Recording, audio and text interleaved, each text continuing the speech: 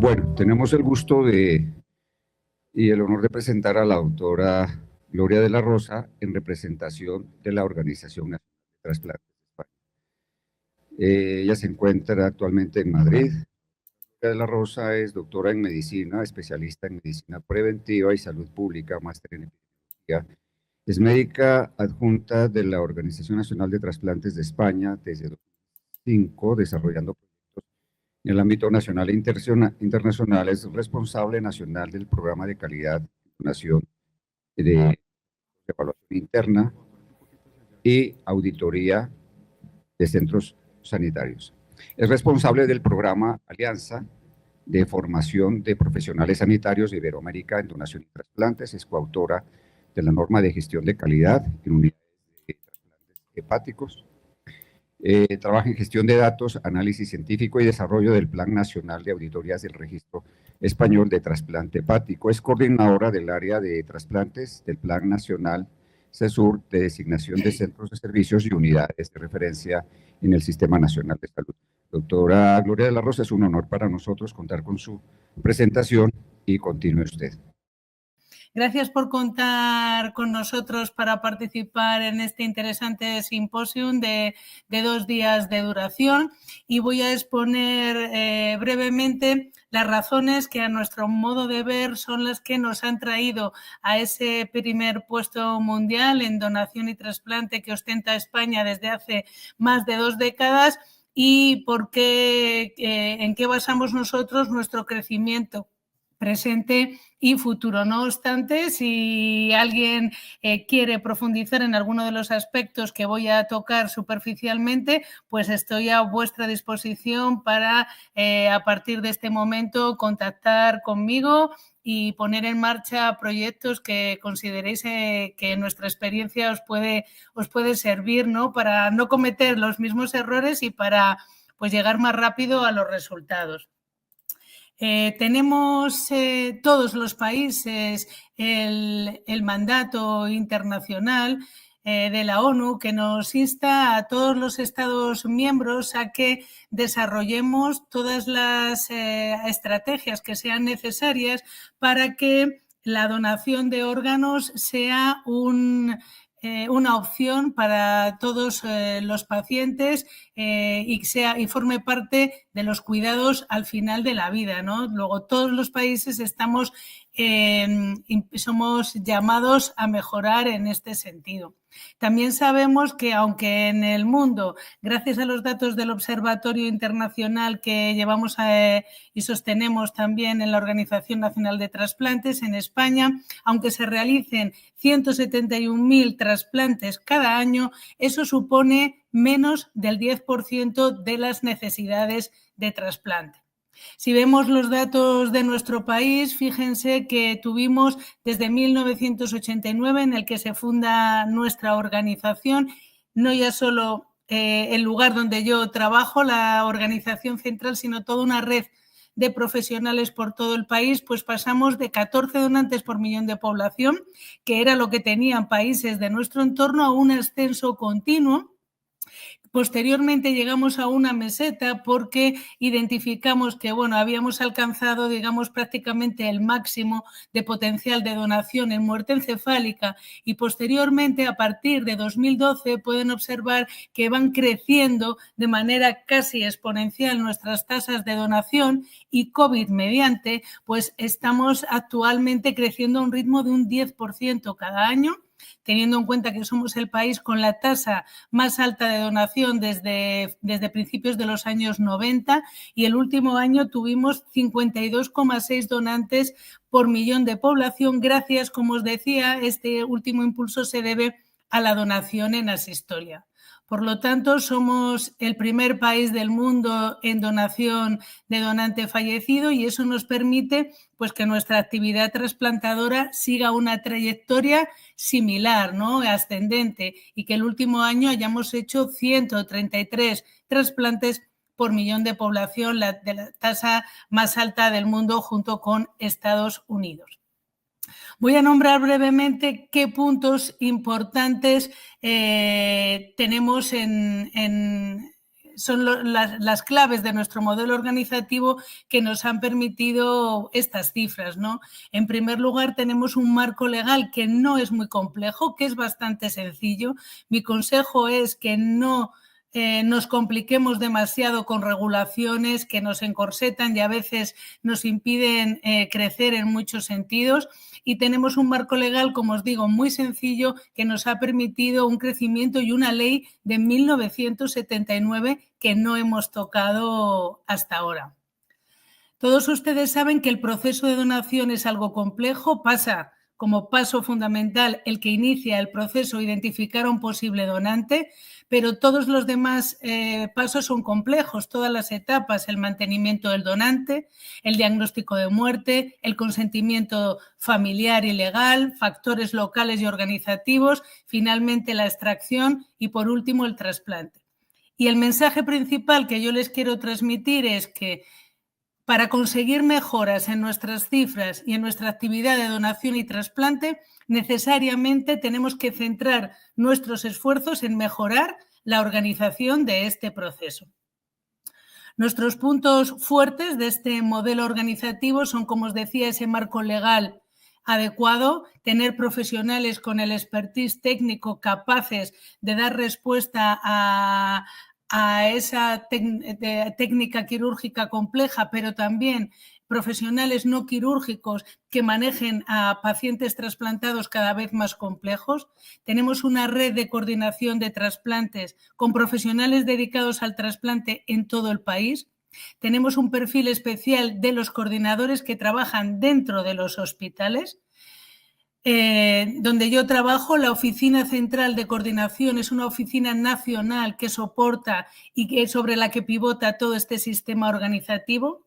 Tenemos una metodología de calidad de monitorización continua de este proceso que decía al principio que es tan complejo, y tenemos que hacer también un gran esfuerzo en la formación de profesionales.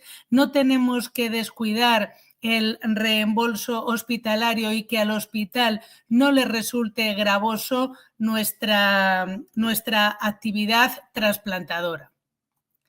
Dicho esto, es clave para nosotros, y siempre en estos foros así lo transmitimos, diseñar en nuestra región, en nuestro país, en nuestro área de influencia, una red de profesionales dedicados a la coordinación de trasplantes, ¿no? Para nosotros es clave porque rápidamente la información fluye y ellos impulsan el proceso de donación. Son los engranajes, el engranaje que impulsa este proceso de donación. En nuestro caso, son principalmente intensivistas, pero ya no hablamos del coordinador de trasplantes como hacíamos hace unos años, sino que hablamos de equipos ya multidisciplinares de coordinación de trasplantes.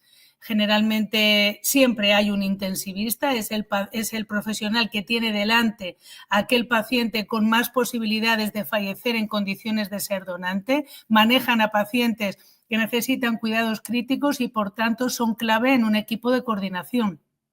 Pero también son clave si queremos expandir ese potencial de donación y nuestra expansión reciente se debe a eso. Hemos de incorporar a otros servicios del hospital y a otros profesionales de urgencias, porque muchas veces el proceso de donación se piensa en que un paciente puede ser donante en urgencias o nunca va a activarse ese proceso de donación.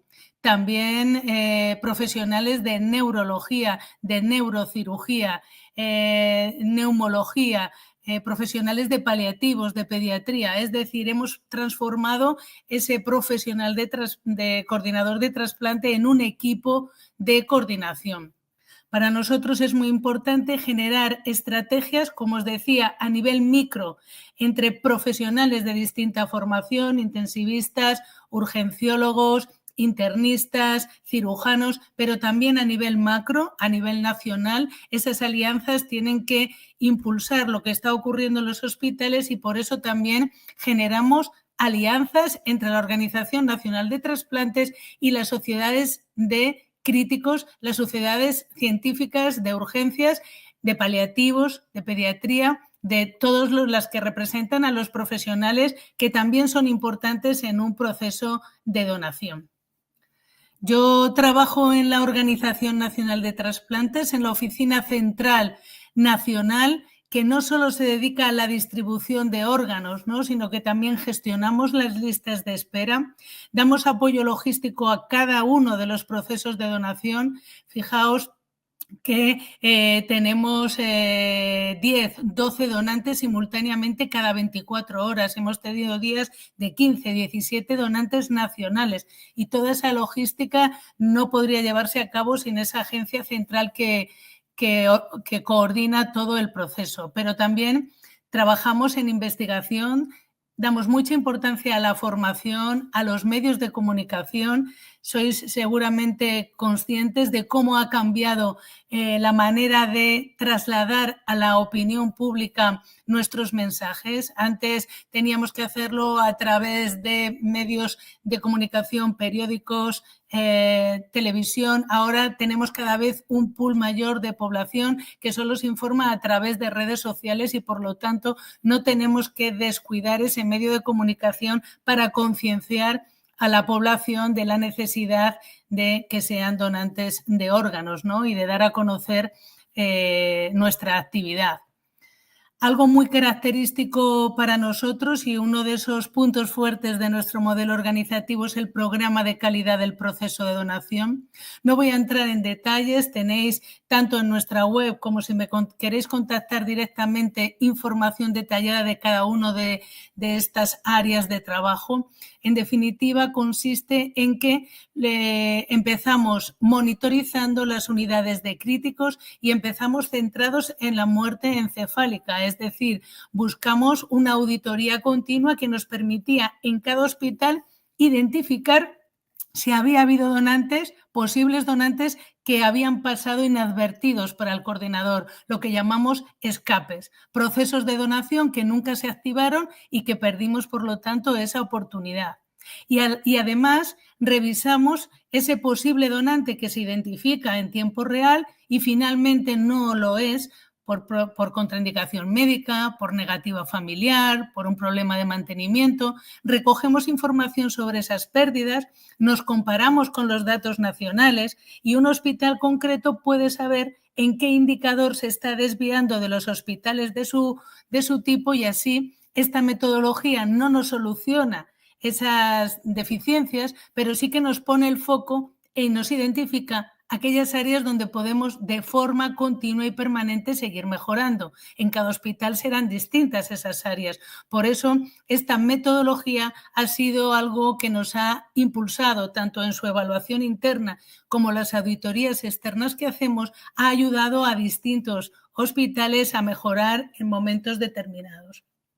Dedicamos un gran esfuerzo a la formación de profesionales. La mitad de nuestro presupuesto se destina a formar intensivistas, residentes, neurólogos, urgenciólogos, todos los que hemos visto antes que hemos incorporado el proceso de donación, porque se puede generar un proceso de donación ya no solamente en una unidad de críticos en muerte encefálica, sino que cuando se decide una adecuación de la terapia de soporte vital en cualquier parte del hospital, nuestra insistencia en estos últimos tiempos es que en ese momento se piense en la posibilidad de la donación y se ofrezca la opción dentro de los cuidados al final de la vida de, si las circunstancias lo permiten, ese paciente pueda ser donante de órganos. Hacemos cursos también de cómo hablar con las familias, de cómo contactar con los medios de comunicación, en definitiva, la formación de todos esos puntos fuertes que hemos visto, ¿no? Esa atención continuada a medios de información a través de los que la población va cambiando su manera de informarse de los casos, ¿no? Es importante que a un hospital, sobre todo aquellos hospitales que son donantes pero que no realizan trasplantes, que no ven reflejado directamente ese ahorro en diálisis frente a un trasplante, pues que no les resulte gravoso el hecho de tener un donante cuyos órganos se van a trasplantar en otro hospital y que eso se compense también económicamente a ese hospital.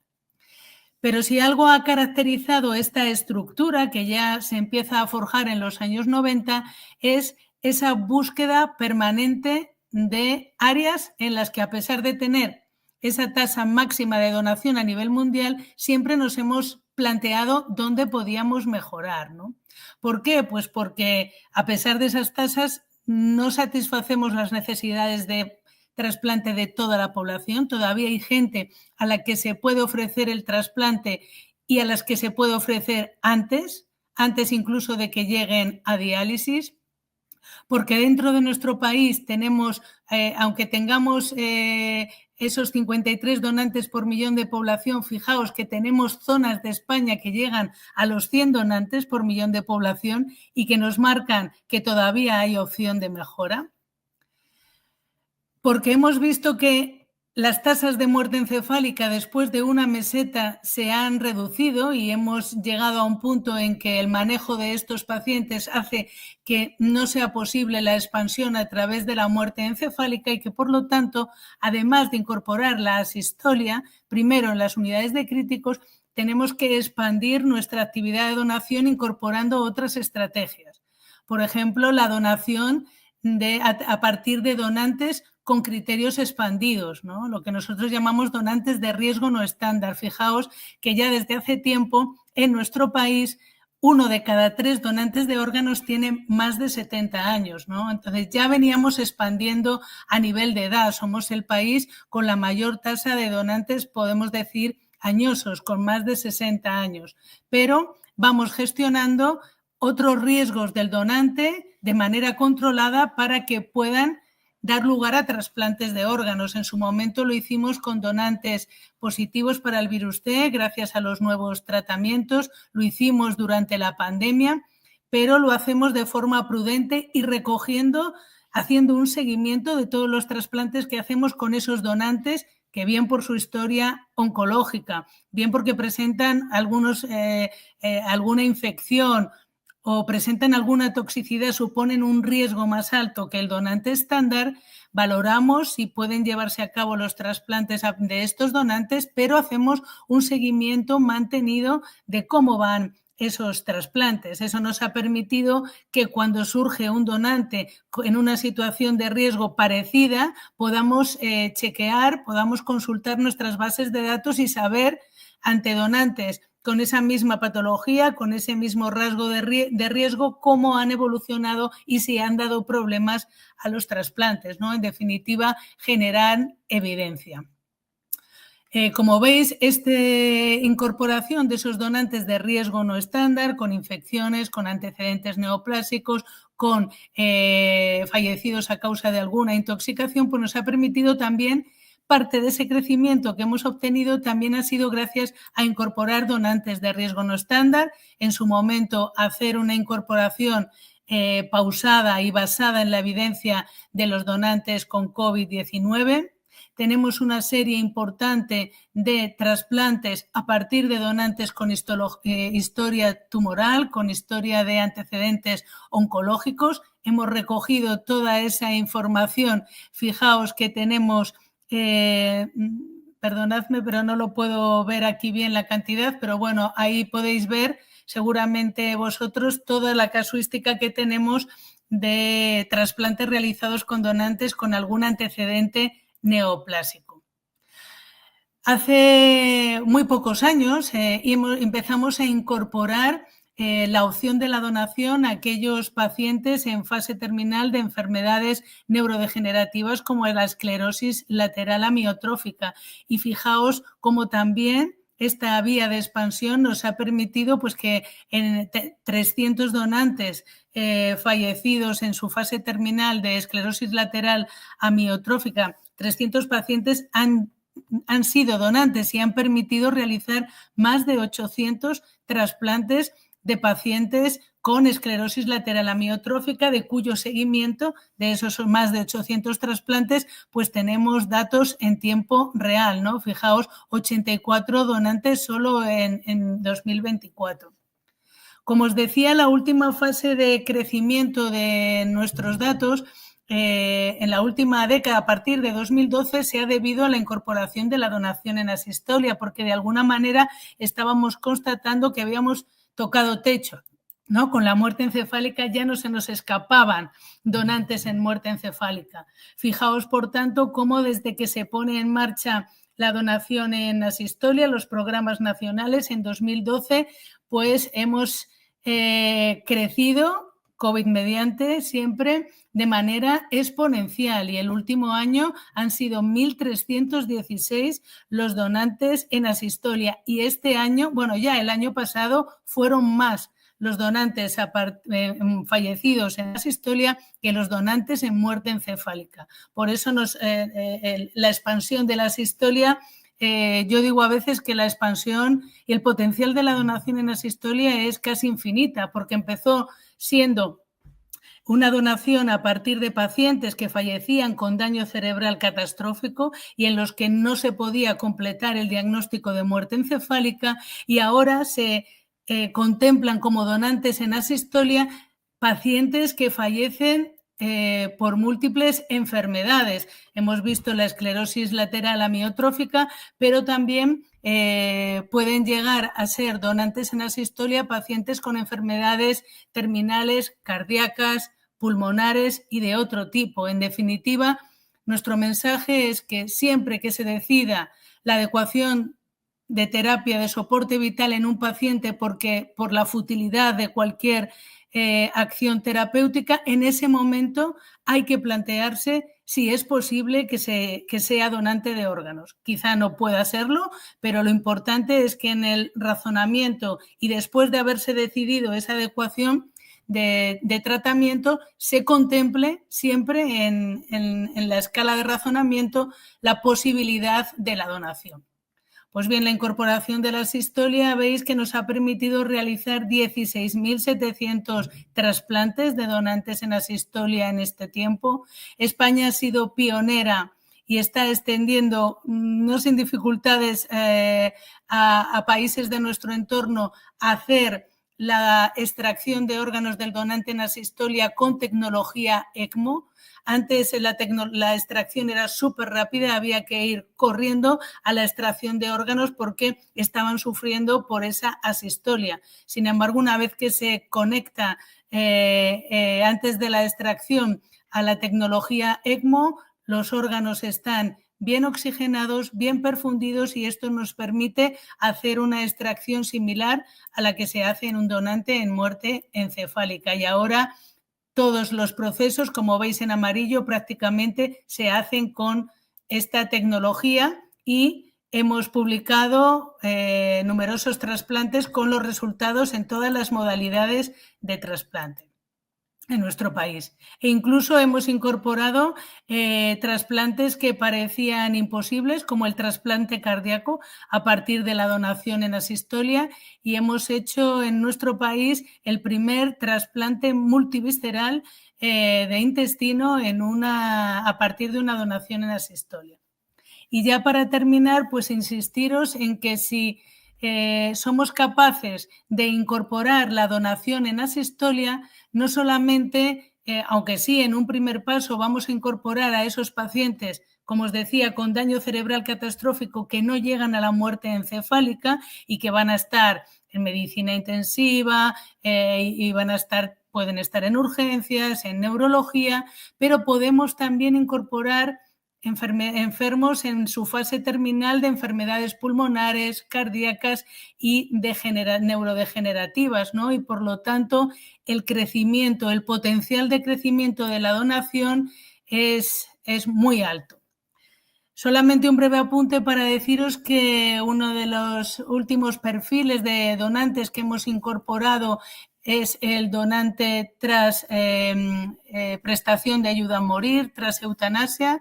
Se aprueba nuestra ley orgánica en 2021 y eso hace que dentro de la toma de decisiones de estos pacientes se contemple la posibilidad de la donación, y en función de ese deseo de ser donantes de órganos, pues se modifica y se adaptan todos esos cuidados de la prestación de ayuda a morir Y esto ha dado lugar, fijaos, pues ya más de 400 trasplantes que se han podido llevar a cabo gracias a la generosidad de donantes pacientes que solicitaron la prestación de ayuda a morir y en ese contexto manifestaron su deseo de ser donantes de órganos, pues salvando la vida a más de 400 personas, ¿no?